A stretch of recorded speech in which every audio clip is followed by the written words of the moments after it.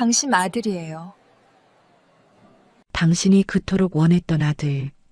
새하얀 웨딩드레스 옆에 선 당신의 얼굴이 하얗게 굳어가는 것을 보았습니다. 10년 만이었지요. 모진 말로 나를 내쳤던 당신 앞에 당신을 꼭 닮은 두 아이의 손을 잡고 서기까지 얼마나 많은 밤을 눈물로 지새웠는지 모릅니다. 주위의 모든 소음이 멎고 오직 당신의 흔들리는 눈동자만이 내 심장에 박혀옵니다. 그래요. 오늘은 내 10년의 세월을 당신에게 전부 보여주는 날입니다. 사연 시작하기 전 무료로 할 수 있는 구독과 좋아요 부탁드려요.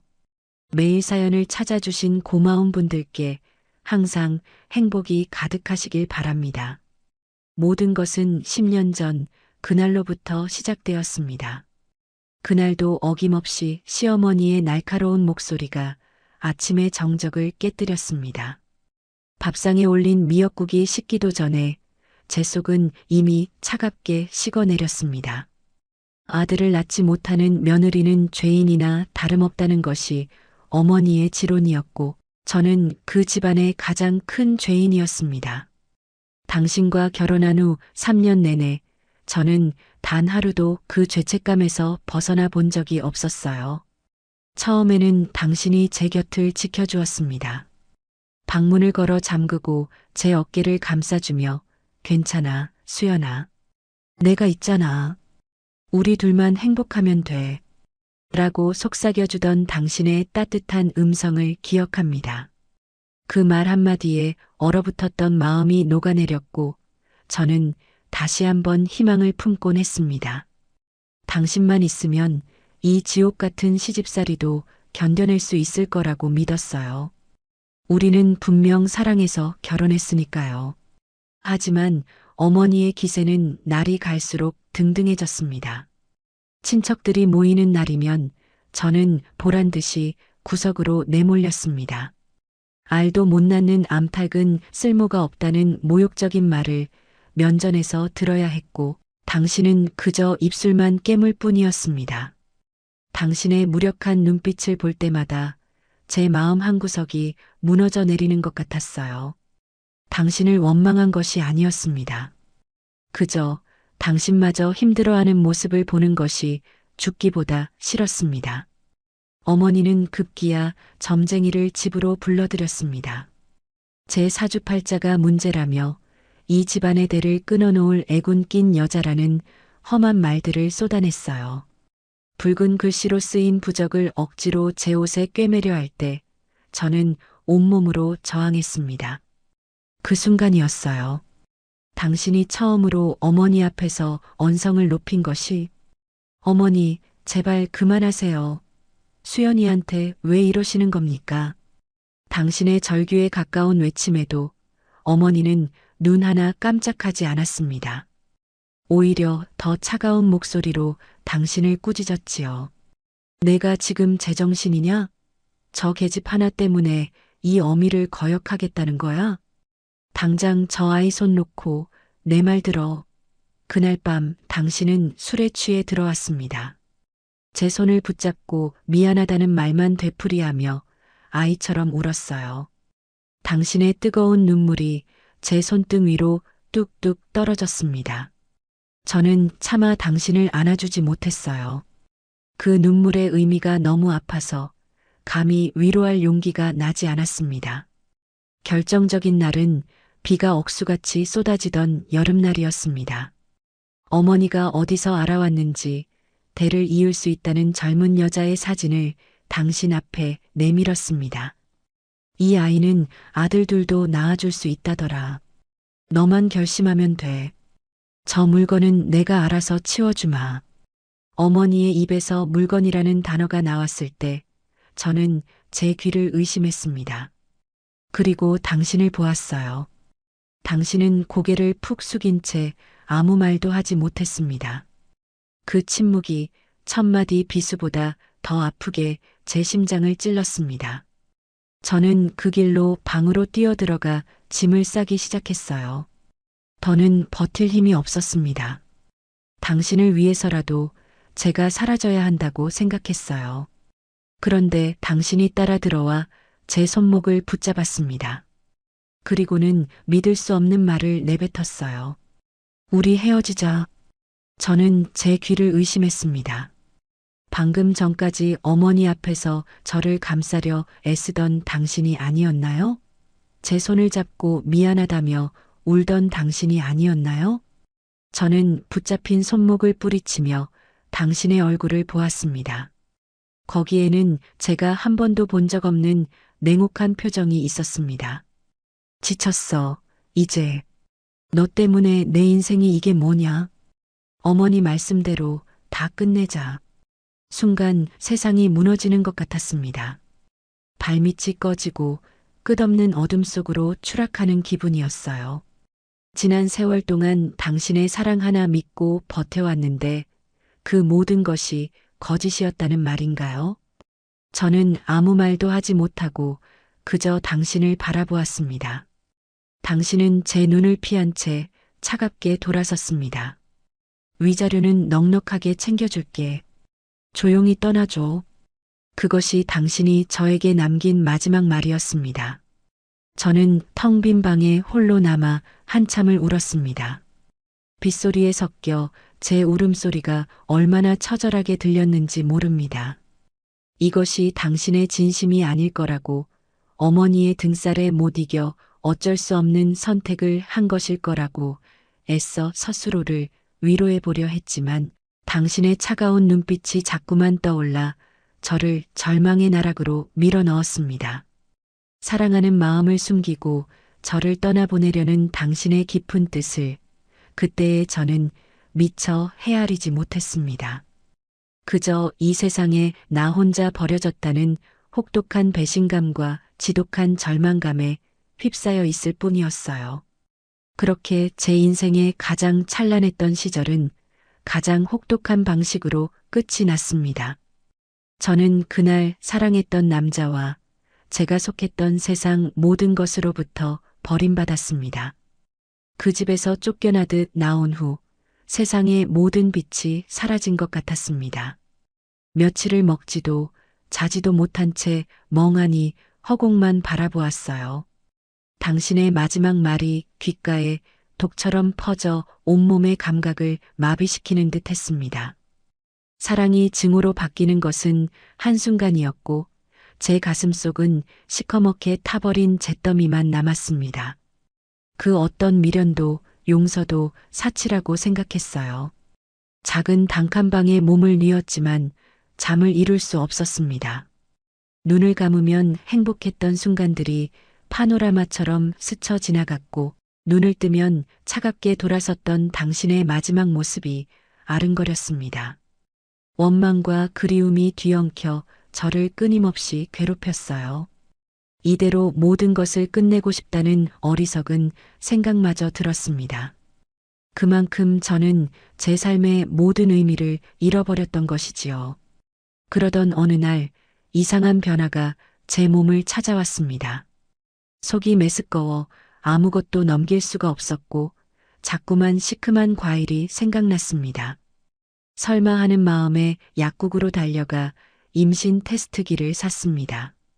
2줄. 선명하게 나타난 2줄을 보는 순간 저는 그 자리에 주저앉아 버렸습니다. 제 뱃속에 당신과 나의 아이가 자라고 있었던 겁니다. 하늘이 무너지는 것 같으면서도 동시에 기이한 희망이 솟아나는 것을 느꼈습니다. 이 아이는 당신이 그토록 원했던 아이, 그리고 제가 그토록 지키고 싶었던 우리 사랑의 결실이었습니다. 하지만 이내 차가운 현실이 제 목을 조여왔습니다. 이제 와서 이 아이의 존재를 당신에게 알린다면 모든 것이 달라질 수 있을까요? 아니, 어머니는 이 아이마저 저를 옭아매려는 수단으로 여길 것이 분명했습니다. 당신 역시 또다시 저와 어머니 사이에서 고통받게 되겠지요. 저는 며칠 밤낮을 고민했습니다. 당신에게 돌아가 아이를 빌미로 다시 시작하자고 매달려야 할까? 아니면 이 모든 것을 비밀로 한 채 홀로 아이를 낳아 길러야 할까? 당신에 대한 원망이 하늘을 찔렀지만 차마 당신을 다시 불행하게 만들고 싶지는 않았습니다. 당신이 저를 떠난 이유가 저를 지키기 위함이었다는 것은 꿈에도 모른 채 그저 당신의 마지막 평온이라도 지켜주고 싶다는 어리석은 생각을 했습니다. 결국 저는 홀로 서기를 결심했습니다. 이 아이는 신이 제게 주신 마지막 선물이라고, 이 아이를 위해서라도 다시 살아야 한다고 마음을 다잡았습니다. 배는 하루가 다르게 불러왔고 저는 닥치는 대로 일을 시작했습니다. 식당 설거지부터 건물 청소까지 몸을 아끼지 않았어요. 뱃속의 아이가 꿈틀거릴 때마다 저는 세상 모든 것을 가진 듯 행복했습니다. 이 아이만 있다면 저는 더 이상 외롭지 않았습니다. 산부인과에 처음 가던 날이 기억납니다. 초음파 화면에 나타난 작은 2개의 점. 의사는 쌍둥이라고 말해주었습니다. 순간 제 눈에서 뜨거운 눈물이 흘러내렸습니다. 기쁨의 눈물인지 서러움의 눈물인지 분간할 수 없었어요. 당신이 이 사실을 알면 얼마나 기뻐할까? 하지만 저는 이 기쁨을 온전히 혼자 감당해야 했습니다. 세상에서 가장 축복받아야 할 순간에 저는 철저히 혼자였어요. 만삭의 몸으로 새벽 시장에서 채소를 나르던 날이었습니다. 갑자기 배가 찢어질 듯 아파왔고 그 자리에 쓰러지고 말았습니다. 주변 상인들의 도움으로 간신히 병원으로 옮겨졌고 저는 목숨을 건 사투 끝에 2 아들을 품에 안을 수 있었습니다. 당신을 꼭 닮은 2 아들, 서준이와 서진이었습니다. 아이들의 작은 얼굴을 보자 그동안의 모든 서름과 고통이 눈 녹듯 사라지는 것 같았어요. 이제 저는 더 이상 나약한 한수연이 아니었습니다. 2 아이의 엄마였습니다. 굶어도 내가 굶고 아파도 내가 아파야 했습니다. 아이들에게는 절대로 가난과 서러움을 물려주고 싶지 않았어요. 저는 독하게 마음먹고 다시 일어섰습니다. 낮에는 식당에서 일하고 밤에는 옷가지를 꿰매며 단 한순간도 쉬지 않았습니다. 잠든 아이들의 얼굴을 보며 고단함을 잊었고 아이들의 작은 웃음소리에 다시 힘을 얻었습니다. 세상은 여전히 저에게 친절하지 않았습니다. 미움모라는 손가락질과 무시를 밥 먹듯이 당해야 했어요. 하지만 저는 괜찮았습니다. 제 곁에는 세상 무엇과도 바꿀 수 없는 2 아들이 있었으니까요. 아이들은 제 삶의 이유이자 제가 살아 숨쉬는 이유 그 자체였습니다. 저는 제 자신을 버리고 오직 엄마로서의 삶을 살기로 결심했습니다. 그렇게 10년의 세월이 흘렀습니다. 아이들은 무럭무럭 자라 이제는 제법 제 어깨를 주물러주는 늠름한 아들들이 되었습니다. 저는 비록 가진 것 없는 엄마였지만 세상 누구보다 부자라고 생각했어요. 하지만 제 마음 한편에는 여전히 당신에 대한 그리움과 지울 수 없는 상처가 깊게 자리 잡고 있었습니다. 아이들이 10살이 되던 해의 봄은 유난히 따뜻했습니다. 좁은 단칸방이지만 새 식구의 웃음소리는 언제나 집안을 가득 채웠습니다. 지난 10년의 세월은 꿈만 같았어요. 아이를 낳고 억척스럽게 살아온 날들이 필름처럼 스쳐 지나갔습니다. 서준이와 서진이는 서로를 의지하며 놀라운 속도로 자라주었고 학교에서는 늘 모범적인 학생으로 칭찬받았습니다. 저는 시장 한 구석에서 작은 반찬 가게를 열어 제법 안정적인 생활을 꾸려나갈 수 있게 되었어요. 더 이상 남의 눈치를 보며 설거지를 하거나 차가운 새벽 공기를 맞으며 채소를 나르지 않아도 되었습니다.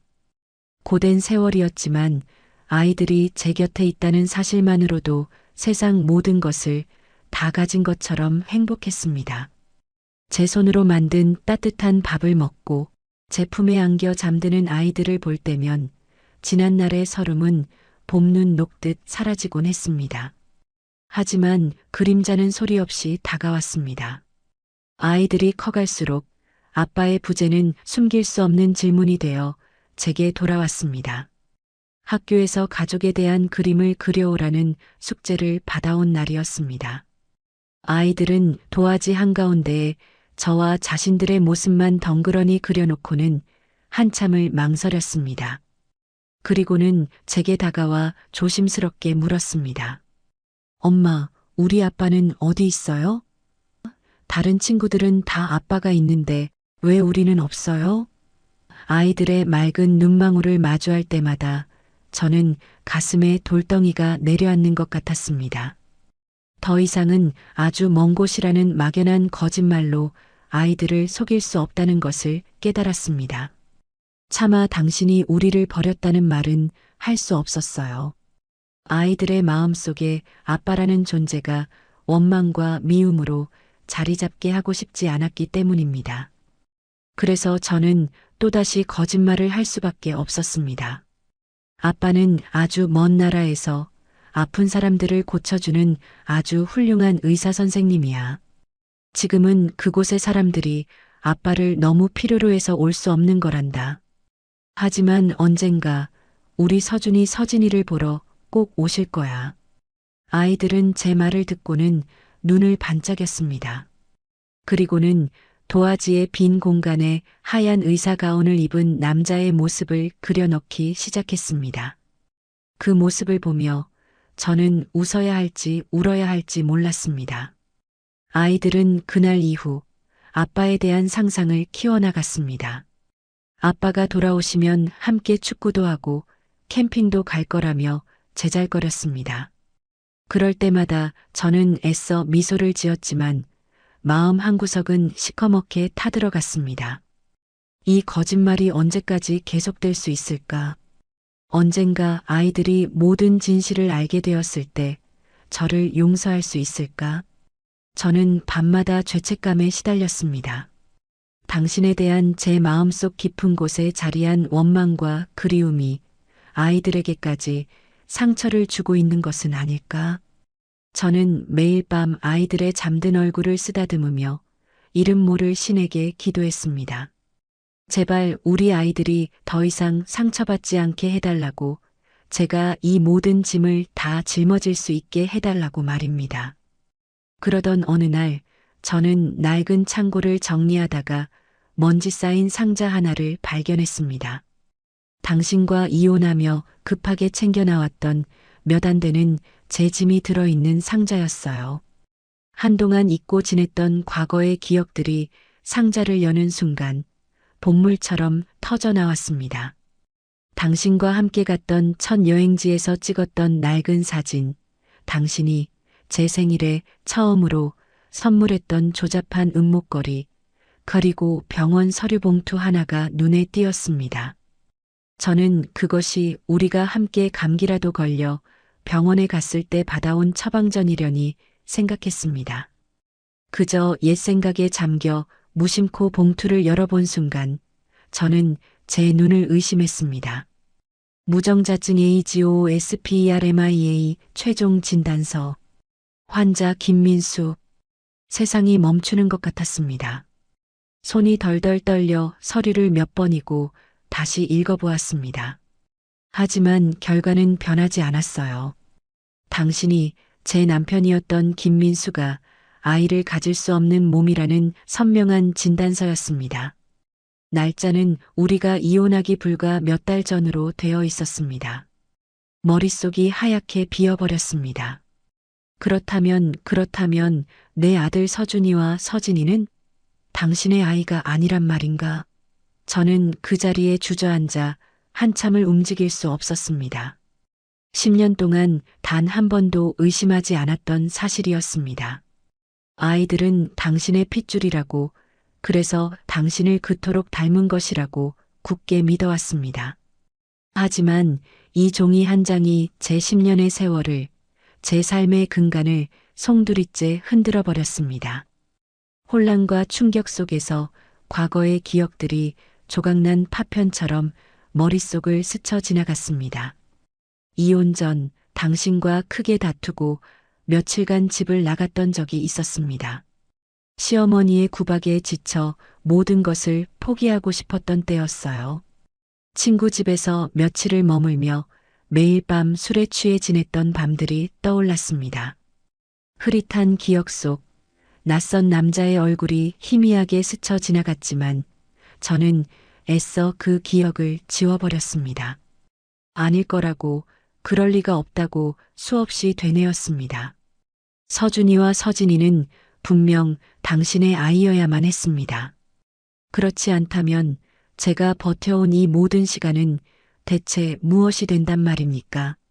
저는 며칠 밤낮을 알아누웠습니다. 아이들의 얼굴을 제대로 쳐다볼 수가 없었어요. 아이들이 제게 웃어 보일 때마다 심장이 칼로 베이는 듯 아팠습니다. 이토록 사랑스러운 아이들이 제가 저지른 단 한 번의 실수로 태어난 것이란 말인가. 당신에게 씻을 수 없는 상처를 주었다는 죄책감과 아이들의 진짜 아버지가 누구인지 모른다는 공포가 저를 올감했습니다. 당신이 왜 그토록 차갑게 저를 떠나야만 했는지 어렴풋이 짐작할 수 있을 것 같았습니다. 저의 외도를 알았기 때문이었을까요? 아니면 자신의 병을 알고 저를 놓아주려 했던 걸까요? 수많은 질문들이 제 머릿속을 헤집어 놓았지만 답을 찾을 수는 없었습니다. 저는 10년 만에 처음으로 당신을 원망하지 않았습니다. 오히려 미안함과 죄책감에 고개를 들 수가 없었어요. 당신이 저를 떠난 것이 어쩌면 당연한 일이었을지도 모른다는 생각마저 들었습니다. 제가 당신을 배신했던 것이니까요. 아이들은 제게 하늘이 주신 선물이자 동시에 제 죄의 증거였습니다. 시간이 흘러 조금씩 정신을 차렸지만 제 마음속의 폭풍은 멈추지 않았습니다. 이제 저는 어떻게 해야 할까요? 이 비밀을 가슴에 묻은 채 평생 아이들을 속이며 살아가야 할까요? 아니면 이제라도 모든 것을 바로잡아야 할까요? 하지만 무엇을 어떻게 바로잡을 수 있단 말입니까? 저는 칠흑 같은 어둠 속에 홀로 갇힌 기분이었습니다.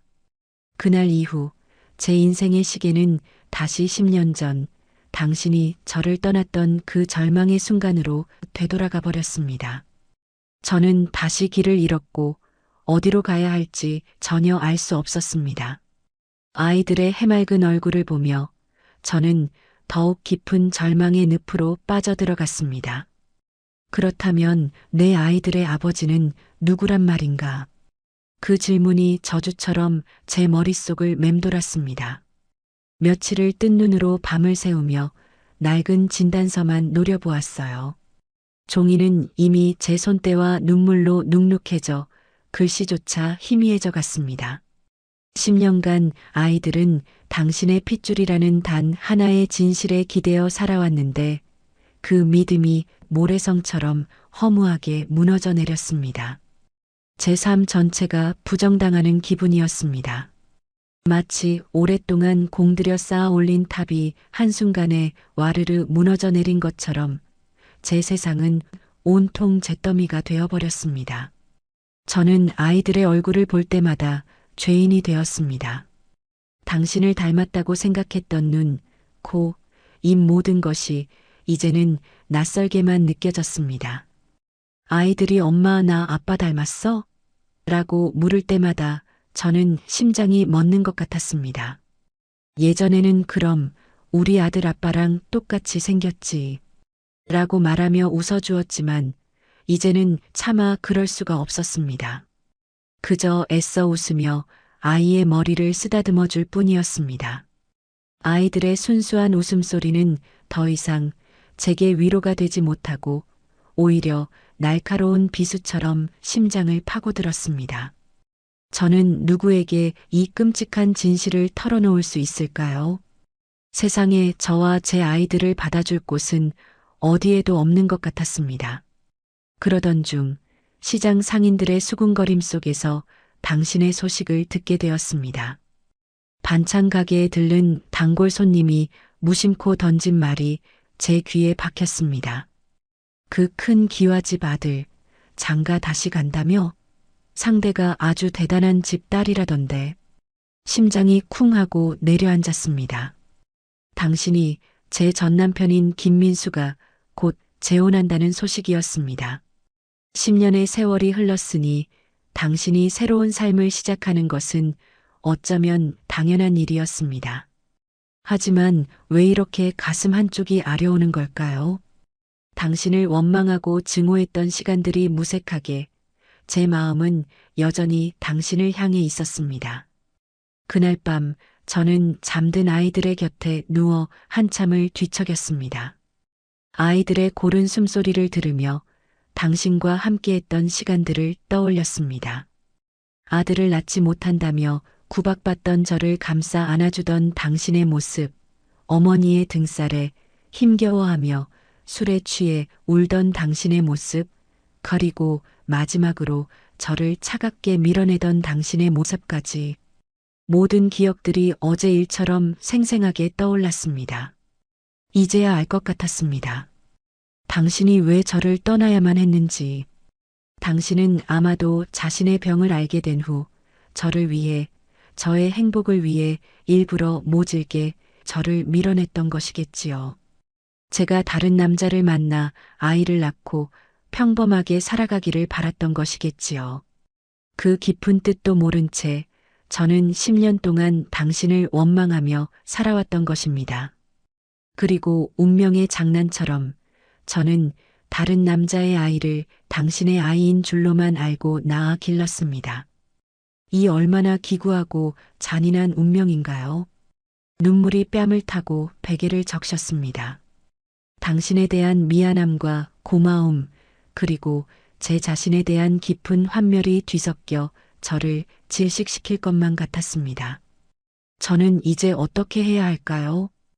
이대로 숨죽여 살아가야 할까요? 아니면 당신 앞에 나타나 모든 것을 고백하고 용서를 빌어야 할까요? 하지만 무슨 자격으로 당신 앞에 나선단 말입니까? 그때 잠결에 뒤척이던 서준이가 제 품으로 파고들었습니다. 엄마 사랑해. 잠꼬대처럼 중얼거리는 아이의 목소리에 저는 와락 눈물을 쏟고 말았습니다. 그래요, 제게는 이 아이들이 있었습니다. 제 실수로 태어났을지언정 지난 10년간 제 삶의 전부였던 사랑스러운 아들들이 있었습니다. 이 아이들을 위해서라도 저는 이대로 무너질 수 없었습니다. 저는 결심했습니다. 당신의 결혼식에 가기로, 그리고 이 아이들을 당신에게 보여주기로. 이것이 제가 당신에게 할 수 있는 마지막 속죄이자 당신의 행복을 빌어주는 마지막 선물이 될 것이라고 생각했습니다. 당신이 그토록 원했던 아들. 비록 당신의 핏줄은 아니지만 당신을 아버지라 부르며 자라난 이 아이들을 당신의 눈에 담아주는 것. 그것만이 제가 당신에게 해줄 수 있는 유일한 일이었습니다. 결혼식 날 아침이 밝았습니다. 저는 밤새 한숨도 자지 못했지만 이상하게도 정신은 맑았습니다. 아이들에게는 가장 좋은 옷을 입히고 머리를 단정하게 빗겨주었습니다. 엄마, 오늘 어디 좋은 데 가요? 아이들의 들뜬 물음에 저는 애써 미소를 지으며 대답했습니다. 응, 아주 멋진 분을 만나러 갈 거야. 아이들의 작은 손을 잡고 결혼식장으로 향하는 내내 제 심장은 터질 것처럼 두근거렸습니다. 수많은 사람들이 저를 손가락질하고 비웃을 것을 알고 있었습니다. 어쩌면 당신은 저를 미친 여자 취급하며 내쫓을지도 모릅니다. 하지만 저는 두렵지 않았습니다. 이 길의 끝에 당신이 있다면 저는 그 어떤 비난과 모욕도 감수할 수 있었습니다. 화려한 결혼식장 입구에 섰을 때 저는 잠시 숨을 골랐습니다. 10년 전 쫓겨나듯 떠나야 했던 그 세상 속으로 이제 저는 제 발로 다시 걸어 들어가려 합니다. 이것은 복수가 아닙니다. 그저 한 남자를 너무나도 사랑했던 한 여자의 마지막 고백이자 한때 전부였던 사람에게 보내는 가장 슬픈 축복이었습니다. 저는 아이들의 손을 더욱 굳게 잡았습니다. 그리고 굳게 닫힌 문을 향해 천천히 발걸음을 옮기기 시작했습니다. 제 발걸음 하나하나에 10년의 세월이 담겨 있었습니다. 아픔과 눈물, 그리고 아이들과 함께 웃었던 모든 순간들이 제 발밑에서 되살아나는 것 같았습니다. 이제 이 문을 열면 제 인생의 이막이 시작될 것입니다. 육중한 문이 열리는 순간 세상의 모든 소음과 빛이 제게로 쏟아져 들어왔습니다. 화려한 샹들리에 아래 행복한 웃음소리와 흥겨운 음악, 값비싼 향수 냄새가 뒤섞여 아찔한 현기증을 일으켰습니다. 10년 전 제가 속했던 세상. 하지만 이제는 너무나도 낯설고 이질적인 풍경이었습니다. 제 손을 잡은 아이들도 눈앞에 펼쳐진 화려한 광경에 잠시 주눅이 든 듯 제 등 뒤로 몸을 숨겼습니다. 아이들의 작은 손에서 전해져 오는 미세한 떨림이 제 마음을 더욱 아프게 했습니다. 저와 아이들의 등장을 가장 먼저 알아챈 것은 입구에서 하객들을 맞이하던 시어머니, 아니, 이제는 남이 되어버린 박여사였습니다. 최고급 한복을 차려입고 환하게 웃으며 하객과 인사를 나누던 그녀의 얼굴이 저를 발견하는 순간 싸늘하게 굳어버렸습니다. 그 눈빛은 10년 전 저를 물건이라 칭하며 내쫓던 그날의 경멸과 조금도 다르지 않았습니다. 마치 잘 차려진 잔치상에 떨어진 오물을 보는 듯한 혐오감이 가득 담겨 있었어요. 그녀는 잠시 주변의 시선을 의식하는 듯 멈칫하더니 이내 우아한 걸음걸이로 제게 다가왔습니다. 그리고 다른 사람들이 듣지 못할 만큼 낮은 목소리로 뱀처럼 차가운 말을 속삭였습니다. 내가 감히 어디라고 여길 와? 여기가 어디라고 그 더러운 발을 들여놔? 당장 꺼지지 못해. 그 목소리를 듣는 순간 10년간 애써 잊으려 했던 과거의 상처들이 되살아나 심장을 핥히는 듯 했습니다. 하지만 저는 더 이상 과거의 무력한 며느리가 아니었습니다. 저는 두 아이의 손을 더욱 굳게 잡고 그녀의 눈을 똑바로 마주 보았습니다. 제 눈빛이 흔들리지 않는 것을 본 그녀는 잠시 당황한 듯 했지만 이내 제 초라한 행색과 제 옆에 있는 두 아이를 위아래로 훑어보며 코웃음을 쳤습니다. 꼴을 보니 돈이라도 떨어졌나 보구나.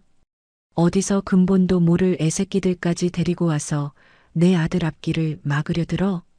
푼돈이라도 쥐어줄 테니 썩 꺼져. 내 귀한 아들 결혼식 망치지 말고. 그녀의 입에서 나온 애새끼라는 말에 저는 이성의 끈이 끊어지는 것을 느꼈습니다. 하지만 저는 분노를 삼키고 더 깊숙이 안으로 들어갔습니다.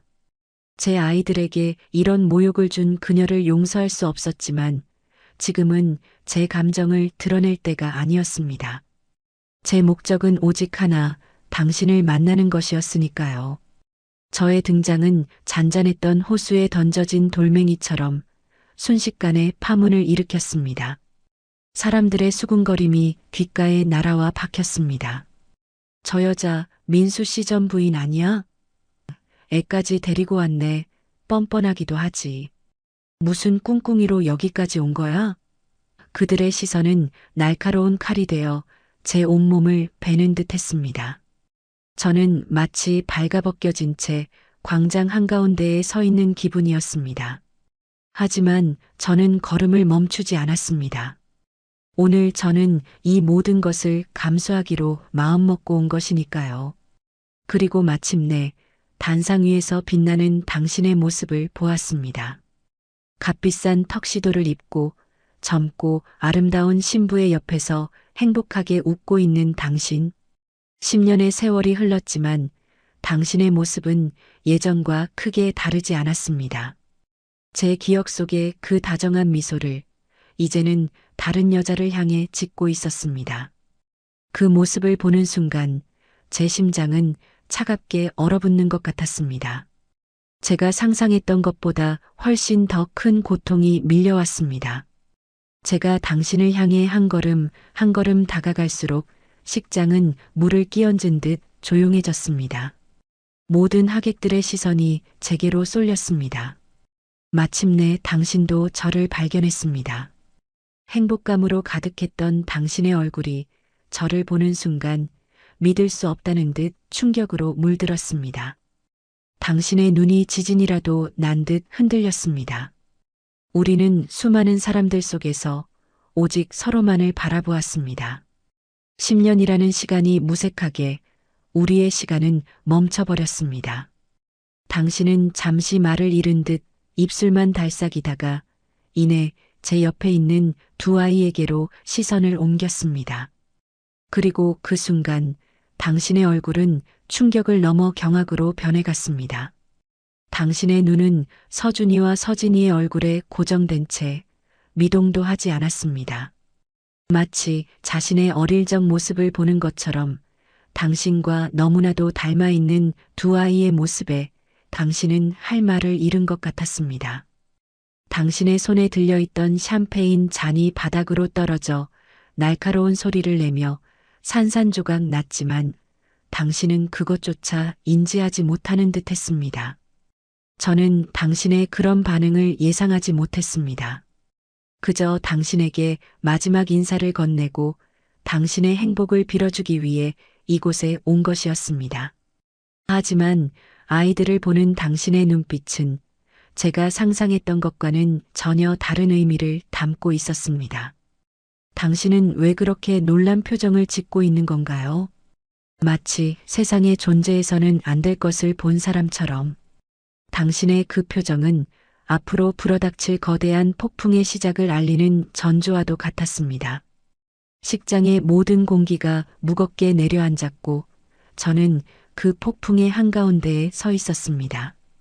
이제 막이 올랐고 저는 이 무대에서 도망칠 수 없는 주인공이었습니다. 저 여자가 대체 누구예요, 어머니? 날카로운 목소리가 정적을 깨뜨렸습니다. 고개를 돌리자 새하얀 웨딩드레스를 입은 젊은 여자가 경멸과 분노가 뒤섞인 눈으로 저를 쏘아보고 있었습니다. 당신의 새 신부였습니다. 그녀의 옆에는 그녀의 부모로 보이는 중년 부부가 잔뜩 날이 선 표정으로 서 있었어요. 결혼식의 주인공이었던 그녀는 자신의 가장 행복한 날을 망친 불청객의 등장에 이성을 잃은 듯 보였습니다. 박 여사는 기다렸다는 듯이 그녀의 팔을 붙잡고 교활한 눈빛으로 저를 가리켰습니다. 아가, 신경 쓸 것 없다. 어디서 굴러먹던 여자가 돈 냄새를 맡고 찾아온 게지. 내가 금방 처리하마. 그녀의 말은 기름을 부은 격이었습니다. 새 신부는 제게 성큼성큼 다가와 머리부터 발끝까지 훑어보며 비웃음을 흘렸습니다. 꼴을 보니 꽤나 궁했나 보네. 얼마면 되겠어? 이 자리에서 당장 꺼져주는 값으로 얼마를 원하냐고. 그녀의 오만하고 무례한 태도에 저는 더 이상 참을 수가 없었습니다.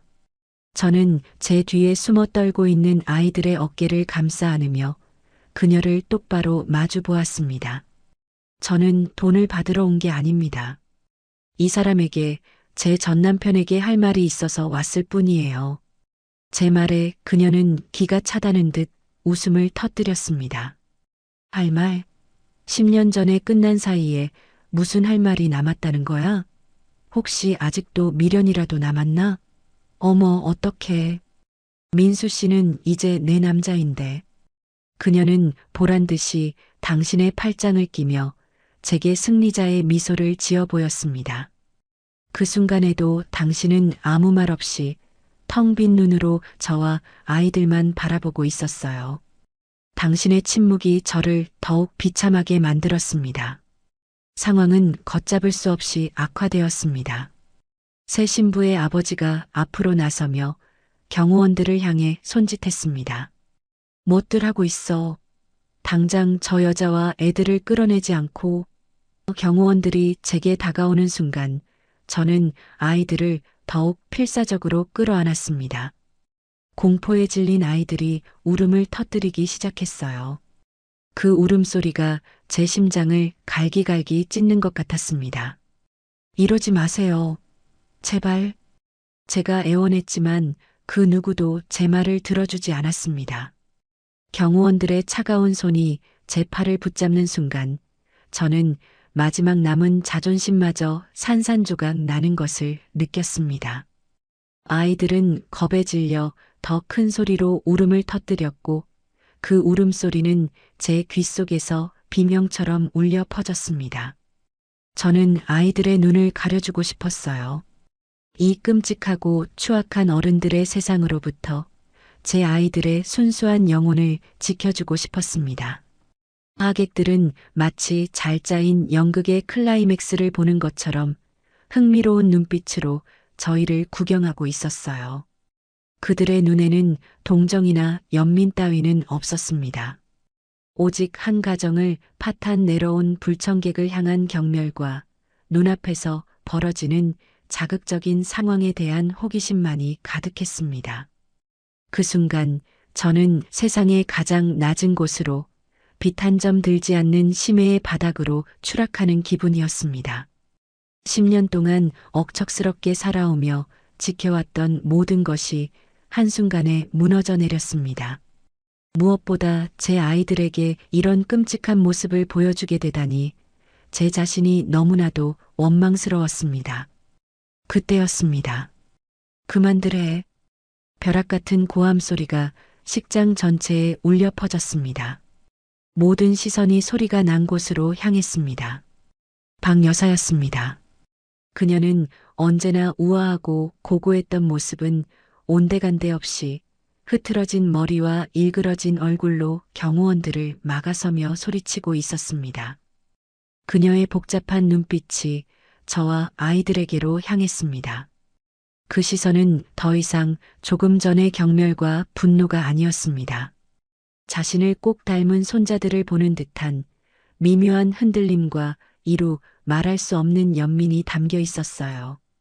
특히 당신의 어릴 적 앨범에서 수없이 보았던 그 모습과 똑 닮은 서준이를 보는 그녀의 눈빛은 10년간 잊고 있던, 아니 애써 외면했던 모성애를 자극한 듯 보였습니다.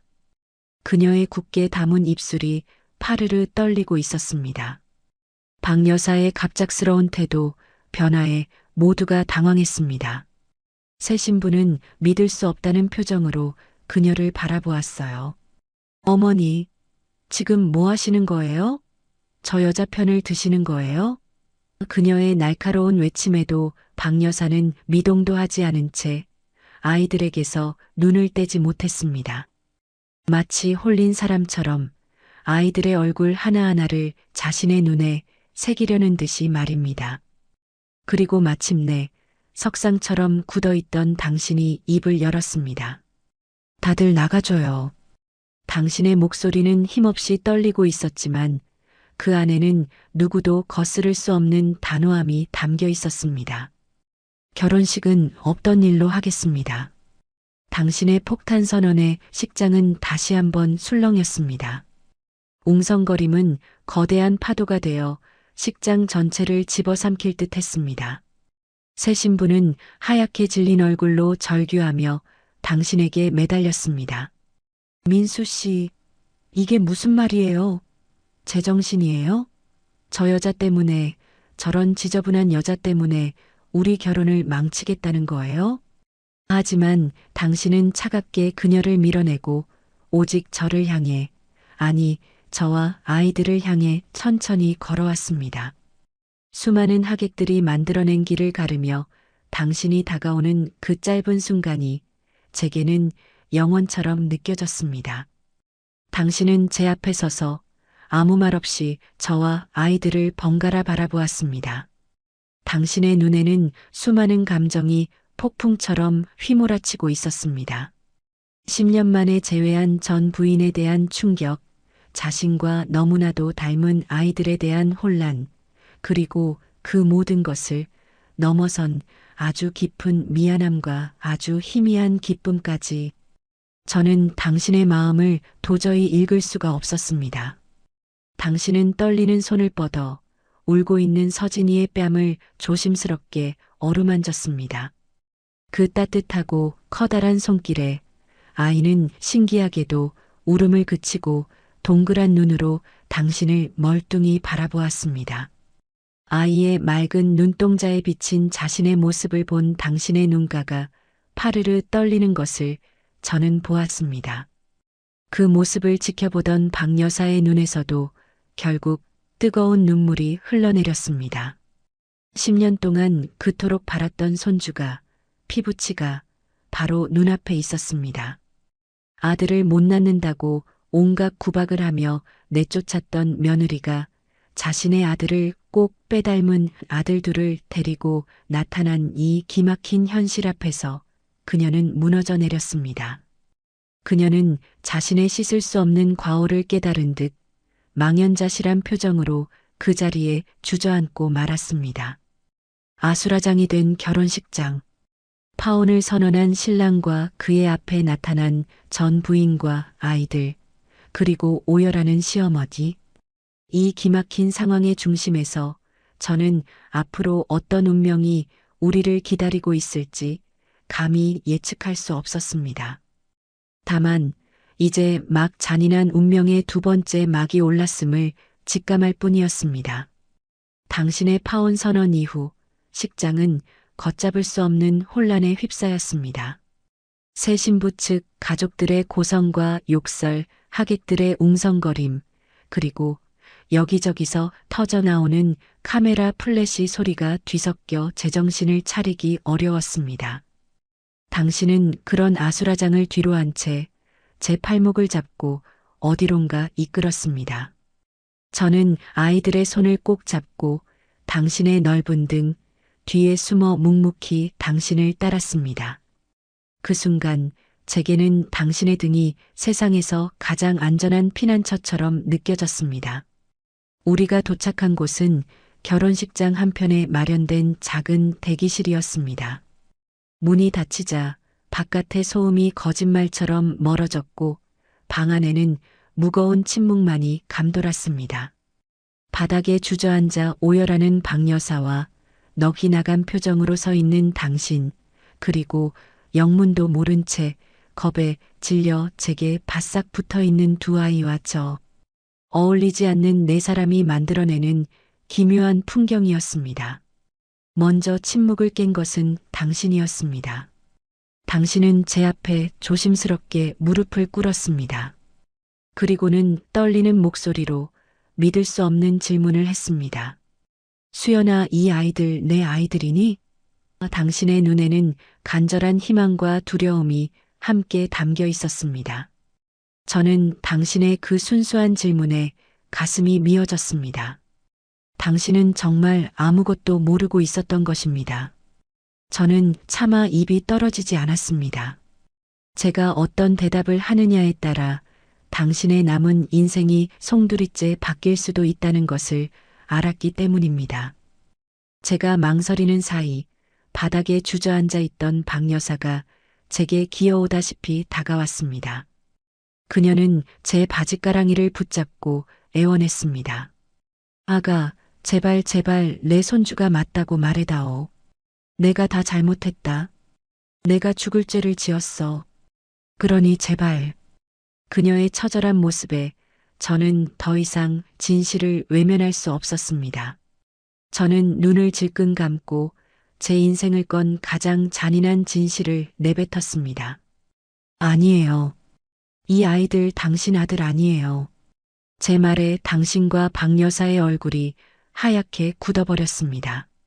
방 안의 공기가 얼어붙는 것 같았어요. 당신은 믿을 수 없다는 듯 몇 번이고 제게 되물었습니다.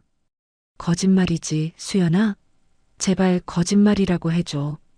저렇게 나를 닮았는데 내 아이가 아닐 리가 없어. 저는 고개를 저으며 10년 동안 제 가슴 속에 묻어두었던 낡은 진단서를 당신 앞에 꺼내놓았습니다. 당신은 아이를 가질 수 없는 몸이었어요.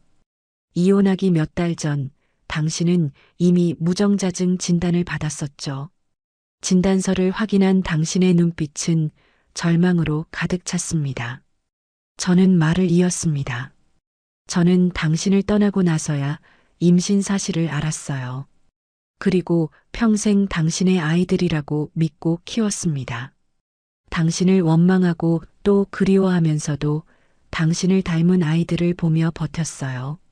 하지만 얼마 전 이 진단서를 발견했습니다. 그리고 깨달았죠. 이 아이들은 당신의 아이가 아니라는 것을, 제가 당신을 배신했다는 것을. 제 고백에 당신은 아무 말도 하지 못하고 그저 눈물만 흘렸습니다. 박 여사는 오열하며 자신의 가슴을 치기 시작했습니다.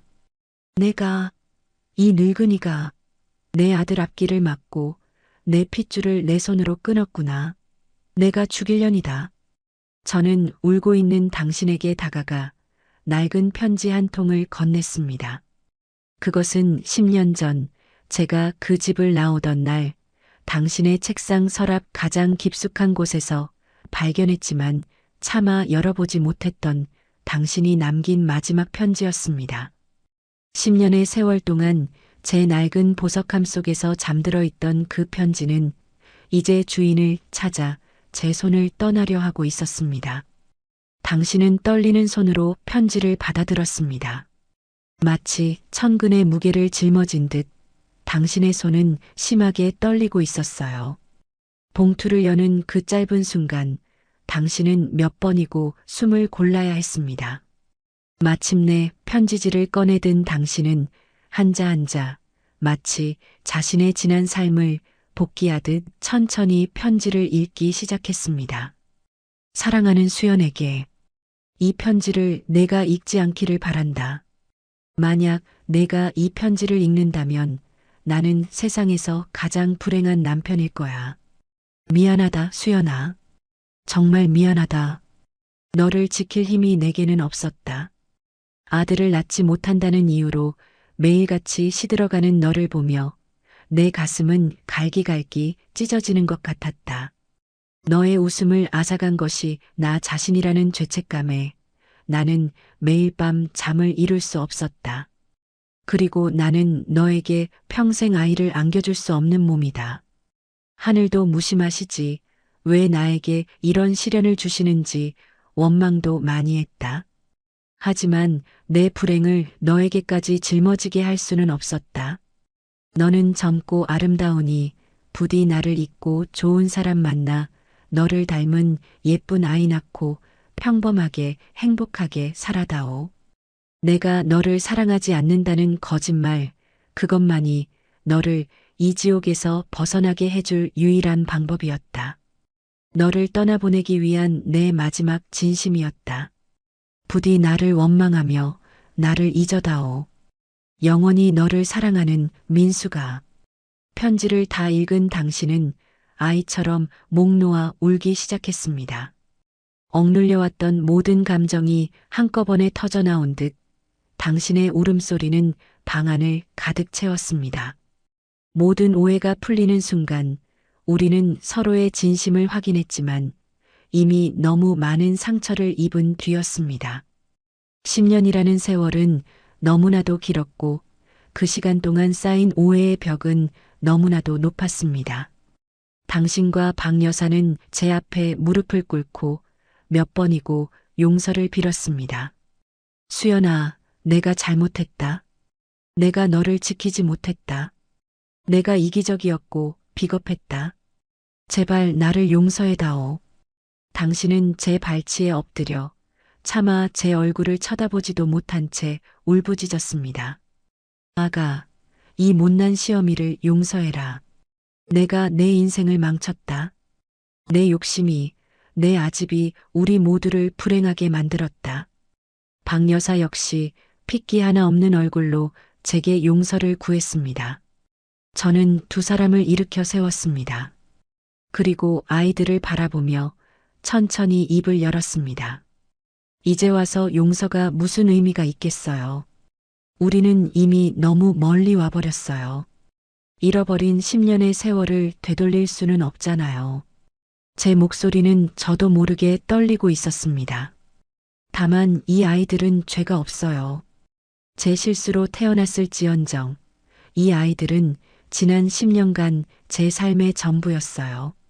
그리고 이 아이들에게는 당신들이 할아버지이고 할머니예요. 제 말에 당신과 박 여사는 아이들을 부둥켜 안고 한참을 울었습니다. 당신은 서준이와 서진이를 번갈아 안으며 미안하다, 아가들아. 이 못난 애비가 아니, 이 못난 아저씨가 너희를 너무 늦게 알아보았구나. 라며 오열했습니다. 박 여사 역시 아이들의 작은 손을 잡고 내 강아지들, 내 손주들 이 할미가 죽을 죄를 지었다. 라며 통곡했습니다. 10년의 세월을 뛰어넘어 핏줄이라는 굴레를 벗어던지고 마침내 세 사람이, 아니, 네 사람이 서로를 가족으로 받아들이는 순간이었습니다. 하지만 제 마음은 여전히 무거웠습니다. 용서는 했지만 우리의 상처는 과연 아물 수 있을까요? 깨진 거울은 다시 붙일 수 없듯이 한번 어긋난 우리의 인연은 다시 예전으로 돌아갈 수 없을지도 모릅니다. 우리는 정말 다시 행복해질 수 있을까요? 그 답을 찾기까지 우리에게는 또 다른 시간이 필요할 것 같았습니다. 저는 그저 아이들의 머리를 쓰다듬으며 이 잔인한 운명의 소용돌이가 어서 빨리 지나가기만을 바랄 뿐이었습니다. 그날 이후 우리의 시간은 더디지만 새로운 방향으로 흐르기 시작했습니다.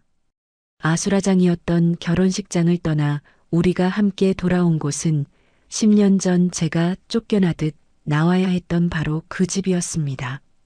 하지만 이제 그곳은 더 이상 제게 상처와 아픔의 공간이 아니었습니다. 낯설고 어색한 공기 속에서도 아이들의 웃음소리가 집안 곳곳에 스며들며 새로운 온기를 불어넣고 있었어요. 당신은 파혼으로 인한 모든 법적, 감정적 문제들을 묵묵히 해결해 나갔습니다. 그 과정이 얼마나 힘들고 고통스러웠을지 짐작조차 할 수 없었지만 당신은 단 한 번도 제 앞에서 힘든 내색을 하지 않았습니다. 오히려 저와 아이들에게 더 미안해하며 어떻게든 지난 세월을 보상해 주려 애쓰는 당신의 모습에 제 마음속에 단단하게 얼어붙어 있던 원망의 얼음이 조금씩 녹아내리는 것을 느꼈습니다. 가장 큰 변화를 보인 것은 박 여사였습니다. 평생을 가문의 대를 잇는 것만이 전부라고 믿었던 그녀는 이제 아이들 없이는 단 하루도 살 수 없는 평범한 할머니가 되었습니다. 아침에 눈을 뜨면 가장 먼저 아이들을 찾았고 아이들이 좋아하는 반찬을 만들기 위해 부엌을 떠나지 않았습니다. 서툰 솜씨로 아이들의 옷을 꿰매주고 구연동화를 읽어주다 스르르 잠이 드는 그녀의 모습은 제가 지난 10년간 꿈에서도 상상하지 못했던 풍경이었습니다. 그녀는 더 이상 제게 모진 시어머니가 아니었고 저 역시 그녀를 원망의 대상으로만 보지 않게 되었습니다. 우리는 아이들이라는 연결고리를 통해 서툴지만 새로운 관계를 만들어가고 있었습니다. 어느 날 저녁 당신은 저와 아이들을 데리고 조용한 강변으로 나갔습니다. 노을이 붉게 물드는 강을 바라보며 당신은 제게 작은 상자 하나를 내밀었습니다. 그 안에는 10년 전 당신이 제게 처음 선물했던 낡은 은목걸이가 예쁘게 세척되어 반짝이고 있었어요. 수연아, 내가 너무 늦었지. 미안하다. 이제라도 너와 아이들 곁에서 평생 속죄하며 살고 싶어. 혈연은 중요하지 않아. 내게는 내가 그리고 서준이와 서진이가 세상에서 가장 소중한 가족이야. 나에게 다시 한번 기회를 주겠니? 당신의 진심 어린 고백에 저는 아무 말도 하지 못하고 눈물만 흘렸습니다. 10년의 세월을 돌고 돌아 우리는 마침내 제자리로 돌아온 것이었습니다. 저는 말없이 고개를 끄덕였고 당신은 제 목에 목걸이를 걸어주며 저를 따뜻하게 안아주었습니다. 그 순간 아이들이 달려와 우리를 함께 껴안았습니다. 우리는 그렇게 한참 동안 서로의 온기를 나누며 하나의 가족이 되었습니다. 우리는 10년의 아픔과 오해가 깃든 낡은 집을 떠나 새로운 보금자리로 이사했습니다. 햇살이 잘 드는 작은 아파트였지만 그곳은 우리 네 식구, 아니, 이제는 박 여사까지 함께하는 5식구의 웃음소리로 가득 찼습니다. 이삿짐을 풀던 첫날, 당신은 아이들 방의 2층 침대를 조립해주며 서툰 망치질에 손을 찍기도 했고, 박 여사는 먼지를 뒤집어 쓴 채 낡은 그릇들을 정성껏 닦아 정리했습니다. 저는 그 모습을 바라보며 이것이 진짜 가족의 풍경이 아닐까 생각했어요. 서로의 서툰 부분을 채워주고 함께 땀 흘리며 새로운 시작을 준비하는 것 말입니다. 주말이면 우리는 다 함께 공원으로 소풍을 갔습니다. 당신은 서준이와 서진이의 자전거 뒤를 잡아주며 넘어지지 않도록 함께 달렸고 그 모습을 보며 박 여사와 저는 김밥을 나누어 먹으며 흐뭇한 미소를 지었습니다. 저녁이면 거실에 모여 앉아 낡은 앨범을 펼쳐보며 도란도란 이야기를 나누었습니다.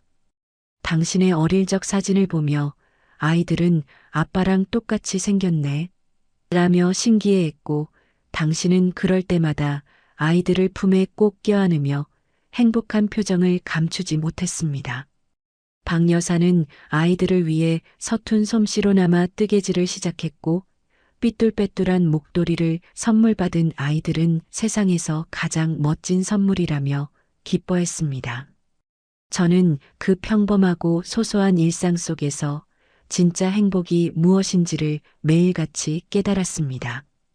어느덧 사계절이 지나고 다시 따뜻한 봄이 찾아왔습니다. 제 손가락에는 10년 전의 낡은 은목걸이 대신 당신이 새로 선물한 작은 다이아몬드 반지가 반짝이고 있었습니다. 화려하지는 않았지만 그 반지에는 우리의 지나온 세월과 앞으로 함께할 날들에 대한 약속이 담겨 있었어요. 제 마음에는 지난 세월의 깊은 상처를 감싸주는 따뜻한 사랑이 자리 잡았습니다. 우리는 더 이상 잃어버린 10년의 시간을 아쉬워하거나 원망하지 않기로 했습니다. 그 시간들이 있었기에 지금의 우리가 더 단단하고 서로를 애틋하게 여길 수 있게 되었다고 믿기로 했습니다. 가족이란 무엇일까요? 핏줄로 맺어져야만 가족인 걸까요?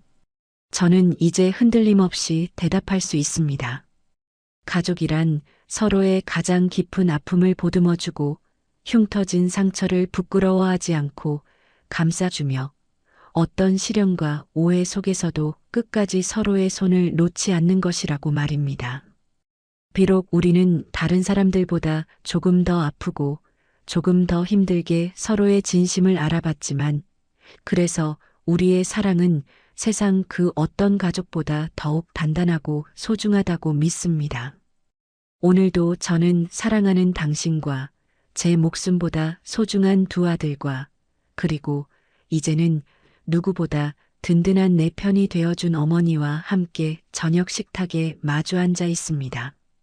창밖으로 비치는 따스한 저녁 노을이 우리의 행복한 웃음 위로 부드럽게 쏟아져 내립니다. 당신은 아이들 그릇에 가장 큰 생선살을 발라주고 어머니는 제게 따뜻한 밥 한 공기를 더 퍼주십니다. 저는 이 평범한 순간이 기적처럼 느껴져 가슴 벅찼습니다. 길고 길었던 고통의 겨울이 지나고 마침내 우리에게도 영원히 계속될 것만 같은 행복이라는 이름의 봄이 찾아왔습니다. 그리고 저는 알고 있었습니다. 이 봄은 다시는 우리 곁을 떠나지 않을 것이라는 것을 말입니다.